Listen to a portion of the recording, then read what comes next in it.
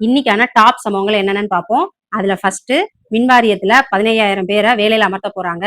ஏற்கனவே 300 பேருக்கு ப்ரொமோஷன் கொடுத்துருக்காங்க. இப்ப புதுசா 15,000 பேருக்கு வேலை கொடுக்க போறாங்க.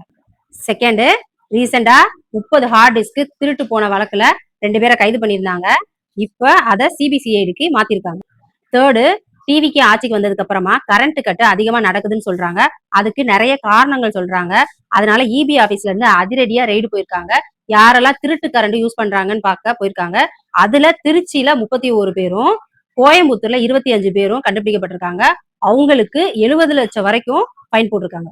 4வது, அமைச்சர் ரமேஷ் அவர்கள் பழனி கோயிலுக்கு ஆய்வு நடத்த போயிருக்காரு. அதுல கோவில் நிர்வாகம் கடந்த 5 வருஷமா ஆன்மீக நோக்கத்தோட செயல்படாம வியாபார நோக்கத்தோட செயல்படுதுன்னு சொல்லியிருக்காரு. 5வது, யூடியூபர் மாரிதாஸ் அவர்களை கைது பண்ணியிருக்காங்க. அவர் தொடர்ந்து டிவிகேக்கு அகைன்ஸ்டா விமர்சனம் பண்ணியிருந்தாரு. நேத்து கொஞ்சம் எல்லை மீறி போய் அமைச்சர் கீர்த்தனா அவர்களை ஒரு நபரோட சேர்த்து வச்சு எல்லை மீறி விமர்சனம் பண்ணியிருப்பாரு. அதனால அவரை அரெஸ்ட் பண்ணியிருக்காங்க. 6வது, முதலமைச்சர் விஜய் சார் நார்வேல நடந்த செஸ் போட்டியில வின் பண்ண பிரக்யானந்தாவை கூப்பிட்டு பாராட்டி அவருக்கு 50 லட்சம் ரூபாய் கேஷ் கொடுத்திருப்பாரு.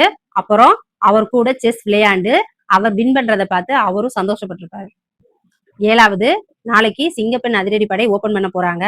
எக்மோர்ல இருக்கிற ராஜரத்தினம் ஸ்டேடியத்துல ஈவினிங் 5 o'clock ஓபன் பண்ண போறாங்க.